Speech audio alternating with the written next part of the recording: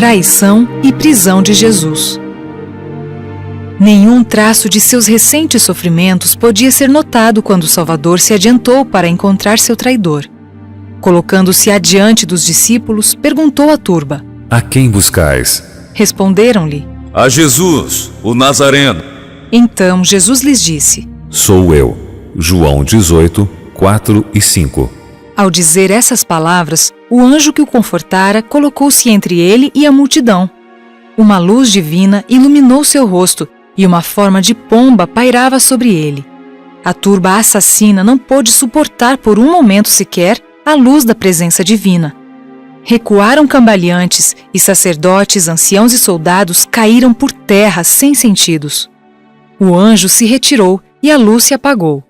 Jesus poderia ter escapado, mas permaneceu ali, calmo e com perfeito domínio de si mesmo, enquanto os discípulos estavam assustados demais para dizer uma só palavra. Os soldados logo se recobraram, levantando-se e, junto com os sacerdotes e Judas, rodearam Jesus. Pareciam envergonhados de sua fraqueza e temerosos de que ele pudesse fugir. O Salvador lhes pergunta de novo: A quem buscais? Responderam-lhe: A Jesus, o Nazareno. Então lhes disse Jesus: Já vos declarei que sou eu. Se a mim, pois, que buscais, deixai ir estes. João 18, 7 e 8. Nessa hora de provação, os pensamentos de Cristo se voltaram para os seus amados discípulos. Não queria que sofressem, ainda que tivesse de ser preso e morto. O beijo da traição. Judas, o traidor, não se esqueceu da parte que tinha a desempenhar. Aproximou-se e o beijou. Disse-lhe Jesus: Amigo, para que vieste? Mateus 26, 50. E com voz trêmula acrescentou: Judas, com um beijo traz o filho do homem? Lucas 22, 48. Essas amáveis palavras deveriam comover o coração de Judas, mas parece que todo o sentimento de ternura e dignidade o havia abandonado. Agora estava sob o domínio de Satanás. Colocou-se com arrogância ao lado de Jesus e não se envergonhou de entregá-lo à turba cruel. Cristo não recusou o beijo do traidor. Nisso, ele nos deu exemplo de tolerância, amor e simpatia. Se somos seus discípulos, devemos tratar nossos inimigos como ele tratou Judas. A multidão homicida se tornou mais ousada quando viu o traidor tocar o ser que pouco antes havia sido iluminado com a luz celeste diante de seus olhos. Em seguida, prenderam-no e ataram suas mãos, que sempre se ocuparam em fazer o bem. Os discípulos não acreditavam que Jesus consentiria em ser preso. Tinham certeza de que o poder que havia lançado a turba por terra era suficiente para livrar o mestre e seus companheiros. Ficaram desapontados e indignados quando viram as mãos de seu amado mestre serem amarradas. Furioso, Pedro arrancou da espada e, brandindo-a, cortou a orelha do servo do sacerdote. Jesus, vendo o que Pedro fizera, soltou as mãos firmemente amarradas pelos soldados romanos e disse: Deixai, basta! Lucas 22, 51. Tocou então a orelha ferida, que sarou no mesmo instante. Disse então a Pedro: Embainha a tua espada, pois todos os que lançam mão da espada, a espada perecerão. Acaso pensas que não posso rogar a meu Pai, e ele me mandaria neste momento mais de 12 legiões de anjos? Como, pois, se cumpririam as Escrituras, segundo as quais assim deve suceder? Mateus 26, 52 a 54. Não beberei porventura o cálice que o Pai me deu? João 18, 11. Voltando-se então para os sacerdotes e capitães do templo que se encontravam na multidão, disse-lhes: Saístes com espadas e porretes para prender-me como a um salteador? Todos os dias eu estava convosco no templo ensinando e não me prendestes. Contudo, é para que se cumpram as Escrituras. Marcos 14, 48 e 49. Quando os discípulos viram que o Salvador não fazia nenhum esforço para se livrar de seus inimigos, culparam-no por isso.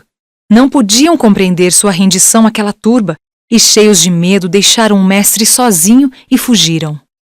Cristo havia predito a cena do abandono quando disse: Eis que vem a hora e já é chegada, em que sereis dispersos cada um para a sua casa, e me deixareis só.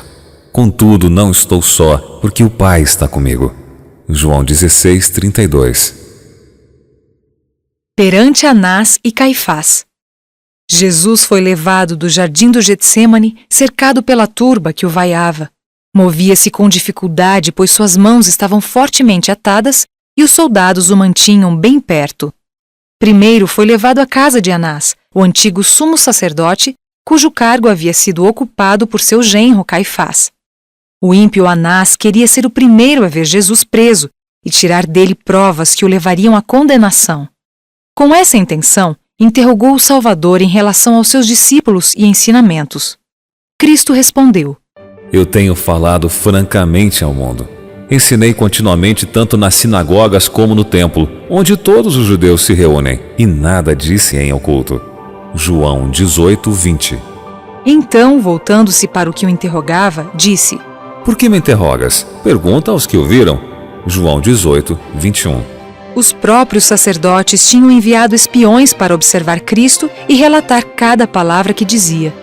Através deles, sabiam tudo o que Cristo ensinava e fazia em cada reunião. Os espiões tentavam apanhá-lo em suas próprias palavras para que, desse modo, pudessem condená-lo. Por isso, o Salvador disse: Pergunta aos que ouviram. João 18:21. Dirigi-vos aos vossos espiões. Eles ouviram o que eu disse e podem contar-vos a respeito dos meus ensinos. As palavras de Jesus foram tão penetrantes e diretas que o sacerdote sentiu que o seu prisioneiro conhecia suas intenções. Um dos servos de Anás, porém, sentindo que seu mestre não havia sido tratado com o devido respeito, bateu no rosto de Jesus, dizendo: É assim que falas ao sumo sacerdote? Replicou-lhe Jesus: Se falei mal, dá testemunho do mal. Mas se falei bem, por que me feres? João 18:22 e 23. Jesus poderia ter convocado legiões de anjos celestes para vir em seu auxílio, mas era parte de sua missão suportar em sua humanidade todas as ofensas e insultos que os homens pudessem acumular sobre ele. Julgamento forjado. Da casa de Anás, o Salvador foi levado ao palácio de Caifás. Ele deveria ser interrogado pelo Sinédrio, e enquanto seus membros eram convocados, Anás e Caifás o questionaram outra vez, mas não obtiveram vantagem sobre ele. Quando os membros do Sinédrio estavam reunidos, Caifás tomou seu lugar de presidente, ladeado pelos juízes. Diante deles, os soldados romanos guardavam o Salvador. Atrás deles se encontrava a turba acusadora. Caifás então ordenou que Jesus operasse um de seus milagres diante de todos, mas o Salvador, permanecendo em silêncio, não deu nenhum sinal de que tinha ouvido uma palavra sequer. Tivesse ele respondido com um único olhar penetrante e cheio de autoridade, tal qual lançara aos comerciantes no templo, e toda aquela turba homicida fugiria imediatamente de sua presença. Naquela época, os judeus estavam sob o domínio dos romanos e não eram autorizados a condenar ninguém à morte. O Sinédrio apenas examinava o prisioneiro e então transferia o julgamento para ser ratificado pelas autoridades romanas. Para cumprir seu ímpio propósito, deveriam encontrar alguma acusação contra o Salvador que fosse considerada como um ato criminoso pelo governador romano. Podiam assegurar que tinham suficientes evidências de que Cristo havia falado contra muitas tradições e ordenanças judaicas. Era fácil provar que ele havia denunciado os sacerdotes e escribas, chamando-os de hipócritas e assassinos, mas isso não seria motivo de condenação perante os romanos, pois eles mesmos odiavam a hipocrisia dos fariseus. Muitas acusações foram apresentadas contra Jesus, mas ou as testemunhas não estavam de acordo, ou os depoimentos eram de tal natureza que não seriam aceitos pelos romanos. Tentaram fazê-lo falar em resposta às acusações, mas ele parecia não ouvi-los. O silêncio de Cristo naquele momento já havia sido descrito pelo profeta Isaías. Ele foi oprimido e humilhado, mas não abriu a boca. Como cordeiro foi levado ao matadouro, e como ovelha muda perante os seus tosquiadores, ele não abriu a boca. Isaías 53:7. Os sacerdotes começaram a temer que não conseguiriam nenhuma prova convincente que pudesse levar Cristo à presença de Pilatos. Sentiam que uma última tentativa precisava ser feita. O sumo sacerdote apontou a mão para o céu e se dirigiu a Jesus em forma de solene juramento. Eu te conjuro pelo Deus vivo que nos digas se tu és o Cristo, o Filho de Deus. Mateus 26, 63. O Salvador jamais negou sua missão ou seu relacionamento com o Pai. Podia calar-se diante de um insulto, mas sempre falava aberta e decididamente quando sua obra ou filiação divina eram questionadas. Todo o ouvido inclinou-se para ouvir e todo olhar fixou-se nele quando respondeu: Tu o disseste. Mateus 26, 25. Segundo o costume da época, responder daquele modo significava sim ou é tal qual disseste. Essa era a maneira de responder de modo mais enfático a uma resposta afirmativa. Uma luz celestial iluminou seu rosto pálido quando acrescentou: Entretanto, eu vos declaro que desde agora vereis o Filho do Homem assentado à direita do Todo-Poderoso e vindo sobre as nuvens do céu. Mateus 26, 64. Nessa declaração, o Salvador apresentou o reverso da cena que ali se desenrolava, apontando-lhes um tempo em que ele ocupará a posição de supremo juiz do céu e da terra. Então estará assentado no trono do Pai e de suas sentenças não haverá apelação. Diante de seus ouvintes, trouxe uma visão daquele dia, quando ao invés de sofrer abusos e escárnios da turba desordeira, virá nas nuvens do céu com poder e grande glória. Legiões de anjos o escoltarão, e então pronunciará a sentença contra seus inimigos, achando-se entre eles a mesma turba que o acusava. Ao Jesus se declarar Filho de Deus e Juiz do mundo, o sacerdote rasgou suas vestes, mostrando-se horrorizado. Ergueu as mãos para o céu e disse: Blasfemou! Que necessidade mais temos de testemunhas? Eis que ouvistes agora a blasfêmia. Que vos parece? Responderam eles: É réu de morte! Mateus 26, 65 e 66. Segundo as leis judaicas, um prisioneiro não podia ser julgado à noite. Por isso, embora já condenado, deveria haver um outro julgamento durante o dia. Insultando o Criador. Jesus foi levado em seguida para a sala da guarda, onde sofreu escárnio e abuso dos soldados e da multidão. Ao amanhecer, foi ele conduzido novamente à presença dos juízes, onde a condenação definitiva foi pronunciada. Uma fúria satânica se apossou dos líderes e do povo. A multidão urrava como feras selvagens. Lançaram-se então contra Cristo, gritando: Ele é culpado! Matem-no! Se os soldados romanos não estivessem presentes, eles o teriam feito em pedaços. Porém, a autoridade romana se interpôs e, com a força das armas, reprimiu a violência do povo. Sacerdotes e príncipes se misturaram à multidão e cobriram o Salvador de insultos. Vestiram-no com um manto surrado e lhe bateram no rosto, dizendo: Profetiza-nos, Cristo! Quem é que te bateu?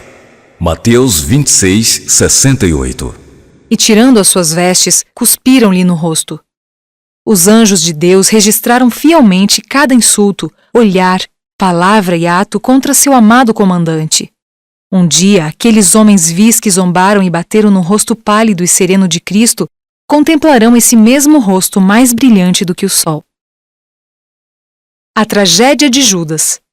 Os príncipes judeus estavam ansiosos por prender Jesus, mas por receio de provocar um tumulto entre o povo, não ousavam fazê-lo abertamente. Por isso, buscaram alguém que pudesse traí-lo secretamente e encontraram em Judas, um dos 12 discípulos, a pessoa para praticar esse ato vil. Judas tinha naturalmente um forte amor pelo dinheiro. Nem sempre fora mau e corrupto a ponto de praticar tal ato. Cultivou, porém, o espírito de avareza até que esse alcançou pleno domínio sobre sua vida e agora podia vender o seu senhor por 30 moedas de prata, o preço de um escravo. Êxodo 21, 28 a 32. Com um beijo traiu o Salvador no Getsêmani. Depois de entregá-lo, seguiu cada passo do Filho de Deus, desde o jardim até o interrogatório diante dos príncipes do povo. Não acreditava que Jesus consentiria em ser morto por eles, conforme o ameaçaram. A cada momento esperava vê-lo libertado e protegido pelo poder divino, como havia sido no passado. Mas à medida que as horas passavam e Jesus se submetia pacientemente a todas as injúrias e insultos, um terrível medo se apossou do traidor, levando-o a reconhecer que, de fato, ele havia traído seu mestre para ser morto. Remorso tardio. Quando o julgamento terminou, Judas não pôde suportar mais a tortura de uma consciência culpada. De repente, uma voz rouca ecoou no recinto, provocando um calafrio de terror em todos os presentes. Ele é inocente, poupa-o, Caifás. Nada fez para merecer a morte. Mateus 27, 3 e 4. A figura alta de Judas foi vista abrindo caminho pelo meio da multidão chocada. Seu rosto estava pálido e desfigurado, e grandes gotas de suor caíam da sua fronte. Avançando até o trono do julgamento, atirou aos pés do sumo sacerdote as 30 peças de prata, o preço da traição. Agarrou ansiosamente as vestes de Caifás e lhe implorou que libertasse Jesus, pois nele não havia nenhum crime. Caifás, porém, o repeliu, dizendo: Que nos importa? Isso é contigo. Mateus 27, 4. Judas então se lançou aos pés do Salvador, confessou que Jesus era o Filho de Deus e lhe implorou que livrasse a si mesmo de seus inimigos. Jesus sabia que Judas não havia se arrependido verdadeiramente do seu ato. O falso discípulo temia a punição pelo que havia feito, mas não sentiu genuína tristeza por ter entregue o imaculado Filho de Deus. Mesmo assim, Jesus não lhe dirigiu nenhuma palavra de condenação. Olhou-o com piedade e disse: Para isso nasci e para isso vim ao mundo. João 18, 37. Um murmúrio de admiração correu pela multidão. Com espanto presenciaram a longanimidade de Cristo para com seu traidor. Quando Judas percebeu que suas súplicas não dariam resultado, saiu correndo da sala gritando: É tarde demais. Sentiu que não podia suportar a crucifixão de Jesus e em desespero foi e se enforcou. Mais tarde, naquele mesmo dia, quando conduziam Jesus do tribunal de Pilatos ao Calvário, as zombarias e os insultos da turba foram interrompidos quando passaram por um lugar deserto e viram, junto a uma árvore seca, o corpo sem vida de Judas. Era um quadro repugnante. O peso do corpo havia rompido a corda e, ao cair, mutilara-se horrivelmente. Os cães agora o devoravam. Os restos foram imediatamente enterrados longe da vista de todos. A zombaria, porém, diminuiu e o rosto pálido de muitos revelava os fortes temores de seu íntimo. Parecia que a retribuição já começava a atingir os que eram culpados do sangue de Jesus.